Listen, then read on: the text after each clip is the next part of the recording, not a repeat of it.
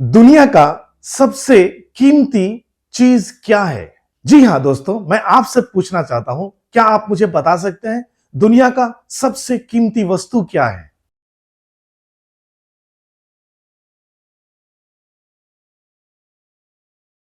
ओम स्वस्तिस्तु, नमस्कार, सत श्री अकाल, अस्सलाम वालेकुम। मैं डॉक्टर संजय शाह यानी की रामा सांग्यांग सिरा आपका मेरे यूट्यूब चैनल में स्वागत करता हूं। एक जरूरी सूचना, आने वाले फरवरी 3 और 4 तारीख सैटरडे संडे को बेंगलुरु में इल्मुगंदम, द रियल इल्मुगंदम basic level to up to grand master level का कोर्स होने जा रहा है। अगर आप इच्छुक हो इस कोर्स में ज्वाइन करने के लिए और की रामा सांग्यांग सिरा के द्वारा ऑफलाइन कोर्स करना चाहते हो तो आप जल्द से जल्द अपना सीट रिजर्व करें।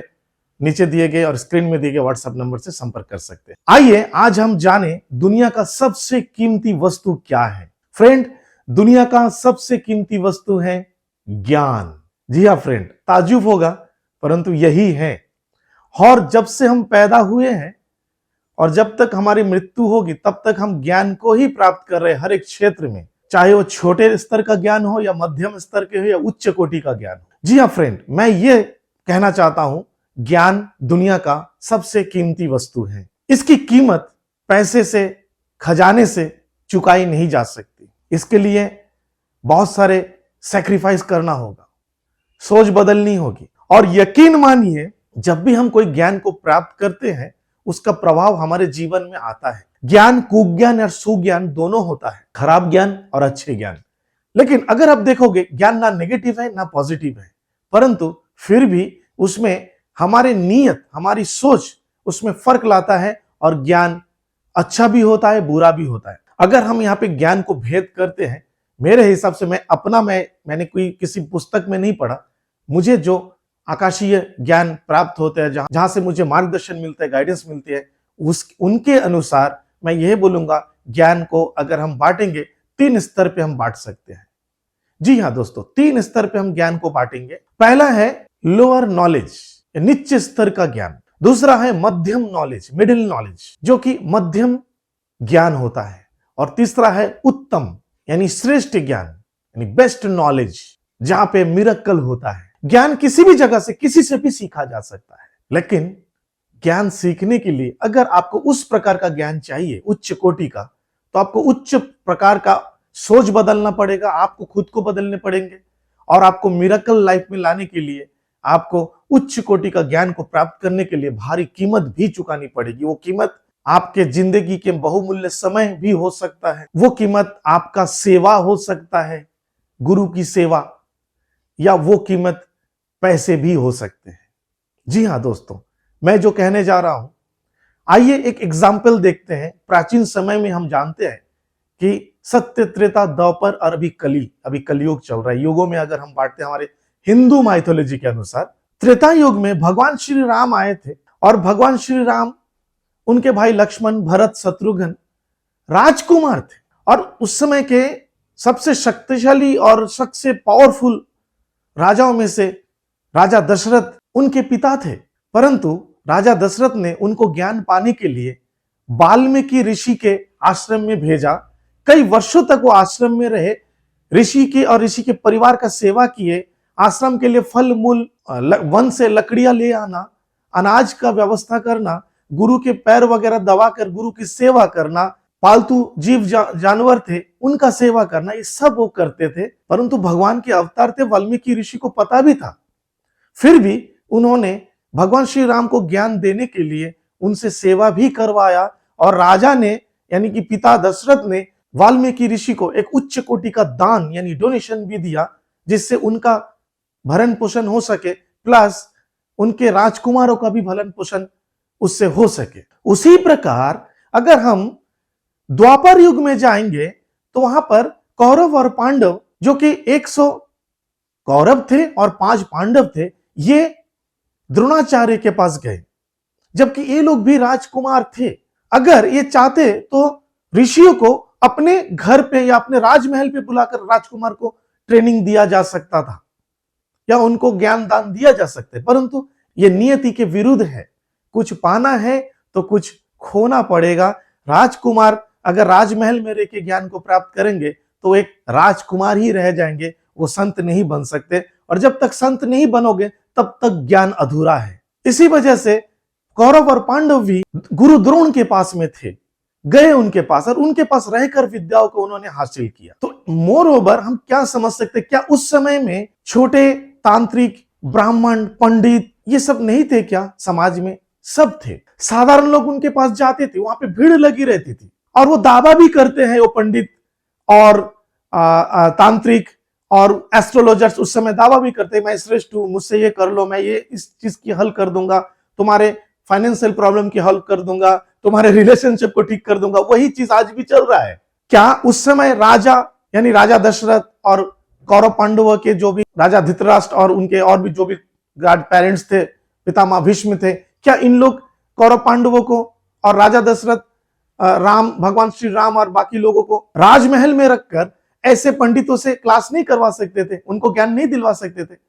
जी हां, जरूर दिलवा सकते थे, परंतु उनको मिरेकल नॉलेज चाहिए, उच्च कोटि का ज्ञान चाहिए था, क्योंकि वो राजकुमार है, उनको राज करना है। मर्यादा पुरुषोत्तम राम को उनका जीवन में उद्देश्य था राक्षसों का विनाश करना, दुनिया से असत्य को मिटाना। और कौरव पांडव में भी जब धन को लेकर संकट आई, राजधर्म पालन करने के लिए युद्ध हुआ, सबको पता है ये स्टोरी। धर्म की रक्षा के हेतु भगवान श्री कृष्ण ने पांडवों का सपोर्ट किया, साथ दिया। तो एक लक्ष्य होता है और एक है बिजनेस होता है। जिसको उच्च कोटि का ज्ञान चाहिए वो बाय बर्थ ही ऐसे अपने यहां पर लिखा कर आता है। यहां कुछ लिखा तो नहीं रहता, बट कर्मों का हिसाब जरूर होता है। और एक जन्म में ऊपर वाला यानी ईश्वर यानी गॉड सबको मौका देता है, बट मौका पाने के बावजूद लोग जब नहीं समझते, फिर वो नीच कोटि या मध्यम कोटि के या स्तर के विद्या में अपने आप में डूब जाते हैं और उसी में खो जाते हैं। और ऐसे होने के बाद में उनके अंदर एक स्पिरिचुअल ईगो भी आता है और वो काम करते कि मैं ही श्रेष्ठ हूं, ऐसे बताने भी लगते हैं। लेकिन श्रेष्ठता बोलने से नहीं होता, श्रेष्ठता सत्य से सिद्ध होता है। जी हां दोस्तों, श्रेष्ठता को सिद्ध करने के लिए आपको बोलने की आवश्यकता नहीं है।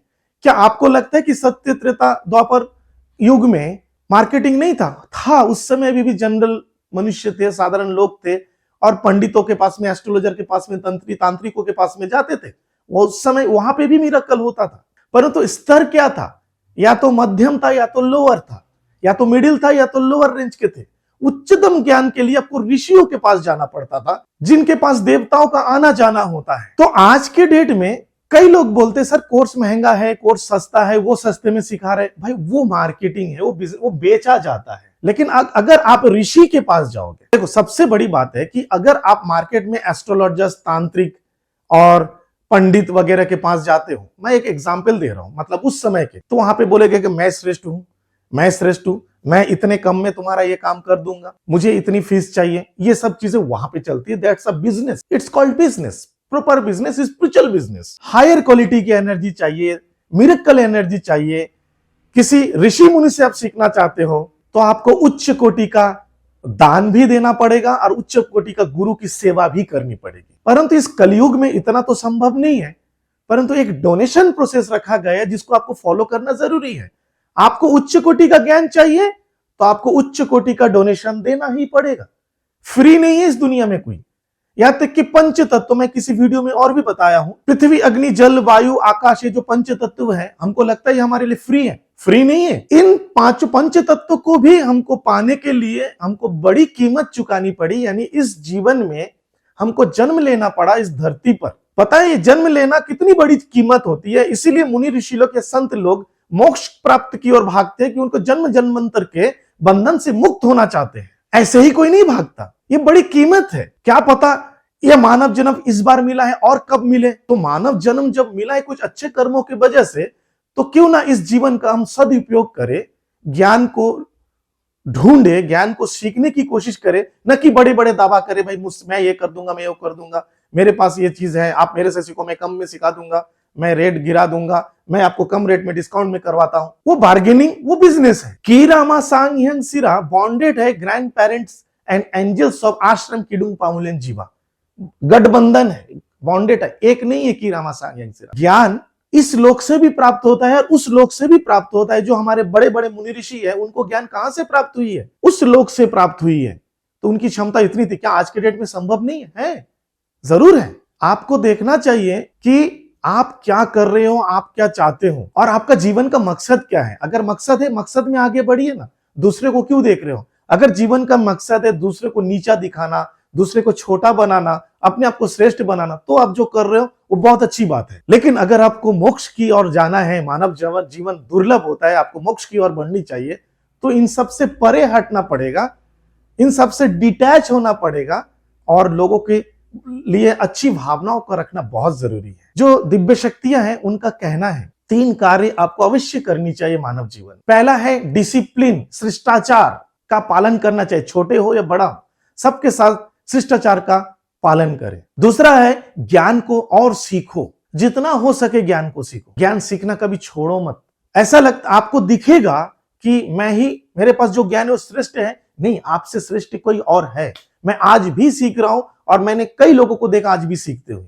और उसके लिए आपको आपका जो लेवल है ज्ञान का, उससे उच्च कोटि के ज्ञान और गुरु को तलाश करनी चाहिए। और तीसरा है अपने स्वभाव को बदलिए और प्रेम, करुणा और श्रद्धा का भाव रखिए, खुद के प्रति भी, दूसरे के प्रति भी। जज मत करिए किसी को। वी कांट जज anyone because we all are holy divine child of God. हम ईश्वर के पवित्र संतान हैं। कैसे हम एक दूसरे को जज कर सकते हैं कि वो भला है, वो खराब है, मैं अच्छा हूं? ऐसे नहीं करना चाहिए। जी हाँ दोस्तों, ये बात इसलिए आई है, आज के डेट में भी कई लोग हैं अपने यूट्यूब चैनल में बोल रहे हैं वही जो उस समय के तांत्रिक और एस्ट्रोलॉजर और ओझा वगैरह सब करते थे, पंडित करते थे कि मैं ही हूं, मुझसे आ जाओ।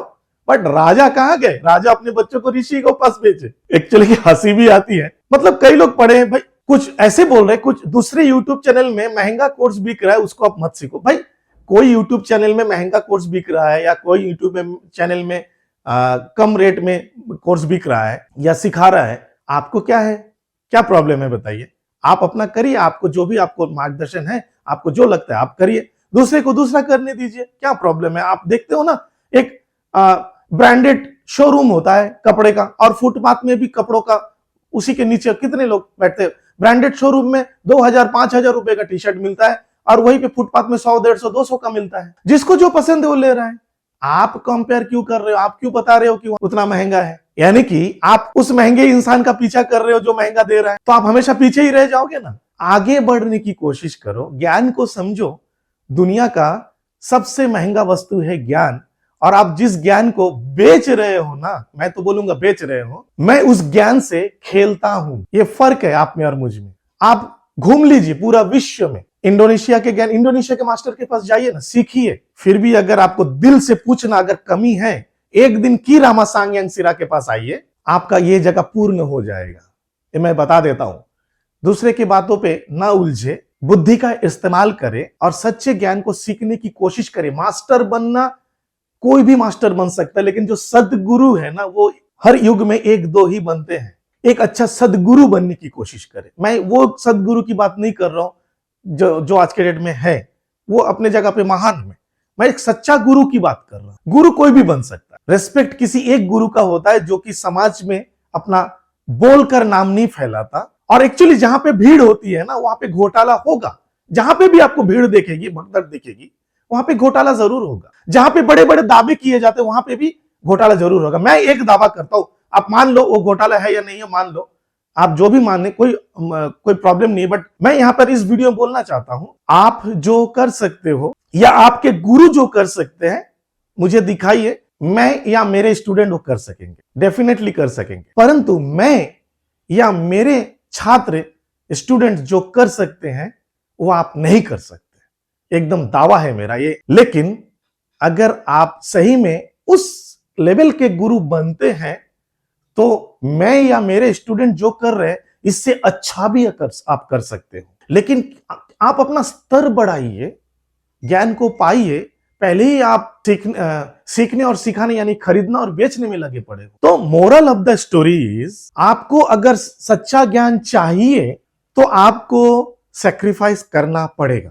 सबसे बड़ी बात है, ये प्राचीन समय की विद्या है, और ये विद्या अगर सबकी किस्मत में होती, सब सीख पाते, तो उसी समय से ही अब तक पूरे भारत के, पूरे वर्ल्ड में सबके पास ये मिरेकल साइंस होता। और सबसे बड़ी बात है, जादू जैसा जितना मिरेकल है, जितना आकर्षण करते हैं लोगों को और जितना अच्छा है, उससे 10 गुना ज्यादा बुरा भी है। अगर इस दुनिया में सब लोग जादू सीख जाएंगे तो ये विश्व नष्ट हो जाएगा, खत्म हो जाएगा, लोग एक दूसरे को नष्ट कर देंगे। इसीलिए जादू यानी मिरेकल लिमिटेड पर्सन के पास होता है और लिमिटेड पर्सन ही इसके काबिल होता है। कोई भी इस जादू को नहीं सीख सकता। यहां पे होना चाहिए, उसको देना चाहिए। जो ऊपर बैठा हुआ है ना, सबका मालिक, वो देता है, जिसके किस्मत में वही होगा। आप कितना भी कंपेयर कर लो, सच्चाई को झूठला नहीं जा सकता, झूठा को सच्चाई नहीं बनाया जा सकता। एक ना एक दिन वो सामने जरूर आया है, आता है और आएगा। आपको उच्च कोटि का ज्ञान चाहिए तो ऋषियों के पास जाना पड़ेगा, ऋषि के पास जाना पड़ेगा। और इस कलयुग में ऋषि कौन है, ये आपको तलाश करना बहुत जरूरी है। इतना बोलूंगा, मिरेकल साइंस इल्मो गंदम आपको सीखना है तो की रामा सांग्यांग सिरा से एक बार जुड़ कर देखो। और मैं तो बोलूंगा एक बार आप ऑफलाइन कोर्स आके मुझसे करके देखो। अगर आपकी जिंदगी ना बदली तो मुझे बताना, इतना मैं बोल सकता हूं। और अगर आपको भीड़ भाड़ में जाना है तो फिर आप देख सकते हो जो भी चल रहा है।